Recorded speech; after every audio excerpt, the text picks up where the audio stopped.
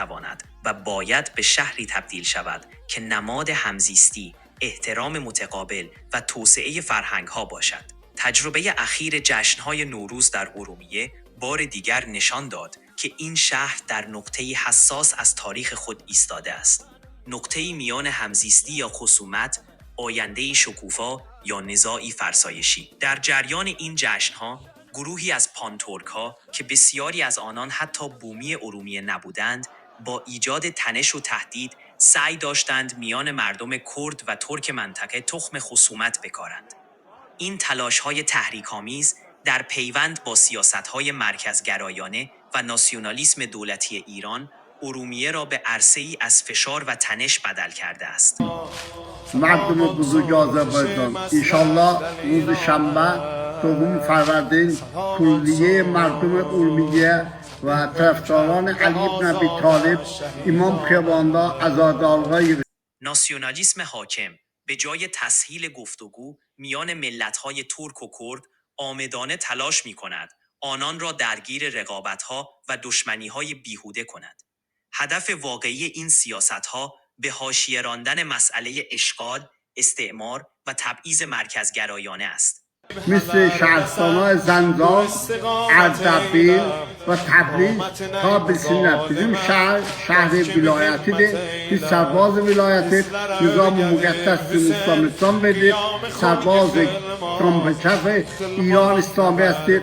آذربایجان تعیین کننده ایران اسلامی ده. yaşasın آذربایجان به عشق محسن یا حسین.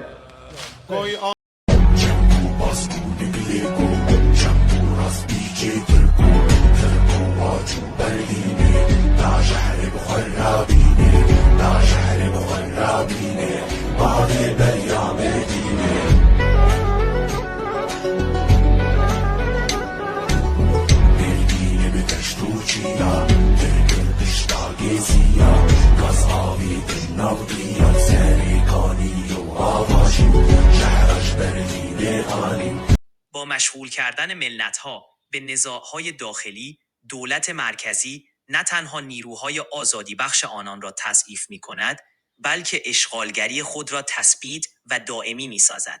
این ترفند قدیمی تفرقه بینداز و حکومت کن امروز در ارومیه با چهره‌ای جدید ظاهر شده است.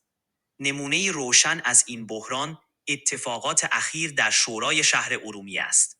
زمانی که اعضای ترک شورا به زبان ترکی صحبت کردند و به زبان رسمی فارسی بی‌اعتنایی نشان دادند، فضا آرام بود. اما هنگامی که یکی از اعضای کرد به زبان کردی سخن گفت، ناگهان واکنش‌های عصبی پدیدار شد. برخی از اعضای ترک جلسه را ترک کردند و سخنان او را قطع کردند. بسم الله الرحمن الرحیم. با عرض سلام و احترام، من امروز صحبتامو در دو بخش تقدیم عزیزان خواهم کرد.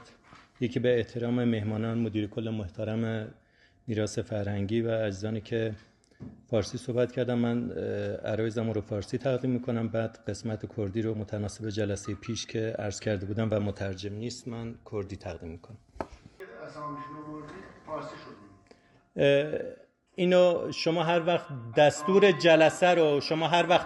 جلسه رو فارسی فرمودین، من میام اینا رو عرض میکنم. اجازه بدین صحبتام تمام بشه بعد شما وارد بحث بشین. من یک ساعت سکوت کردم، صدام در نمیاد. حتی دستور جلسه رو از شما فارسی خواستم، شما دستور جلسه ساکت باشین لطفاً. بعد اینو عرض کردیم. خب الان به باشید مدخواست جلسات چوی داشتیم مگو تا بروی خود از به جلسات چوی مگو تا بله و 3 سال 4 سال هنگی اوروکتین هوتو اوان حرکتان انجام دادن ترکی تاخوان از هندید بجمع هنگوین دنگی ناکن و بوم جوابا سوالیت منو چه لحاظ قانونی بی چه لحاظ ارزم به خدمت رفتاری جی بیتن هنگ نوی رعایت دکن نه قانون رعایت دکن نوکه از خواهش و دکم اگر هنگ وی حرکت جوابا منادن اجی دشم اوکم از کی در اشتباهات ما جلسات چوی الان نوکه جی وی گاوه و گاهی مدگوتیه و آقا یا ده فارسی جلسه برگزار کن یا از درخواست مترجم کم هنگو مترجم بومنه اینا از فارسی آخوام متاسفانه لأرومیه دا کشتیا وحدت ملی قربانی تبعیضا قومی و ازمانی بیه ولا ویداجی از نکات بیجم اگر هوتوا آقای رئیس دوستی دی درکتنه اگر جلسه از تقاضای فرمانداری دکم استانداری جی دکم اگر من بعد جلسه به فارسی برگزار نبن امجده و جلسه ترکم و جلسه دا نارون نخواری نهایتا از 10 جارا جی گوته از فارسی مشرفم جلسه جی به فارسی برگزار کن و این رفتار پرده از مشکل عمیق‌تری برداشت. ترس از به رسمیت شناختن دیگری. اما بیایید کمی تأمل کنیم. اگر کردها به زبان کردی و ترک‌ها به زبان ترکی سخن بگویند، چه آسیبی به هویت یکدیگر وارد می شود؟ برعکس این کار می تواند آغازگر درک متقابل، احترام به چندگانگی و ساختن زبان مشترک گفتگو باشد.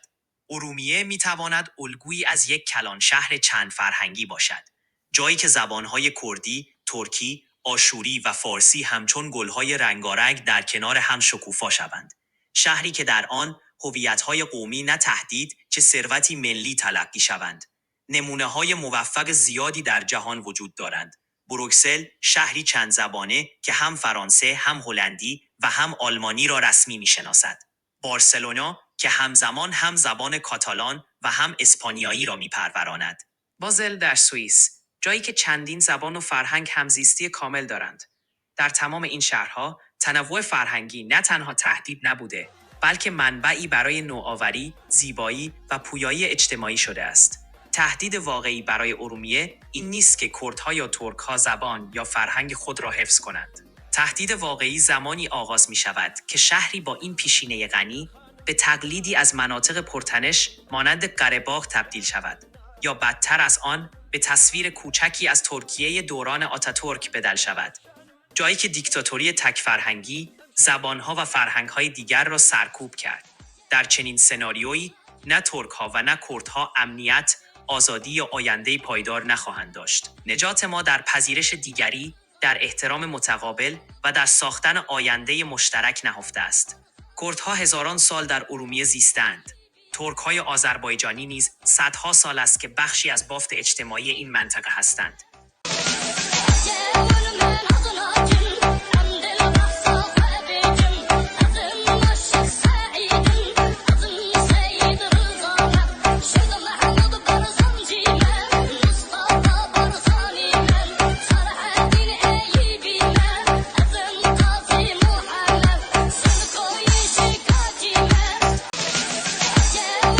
هیچ کدام نمی توانند دیگری را از این سرزمین بیرون کنند و هیچ کدام نباید چنین اندیشه‌ای در سر بپرورانند.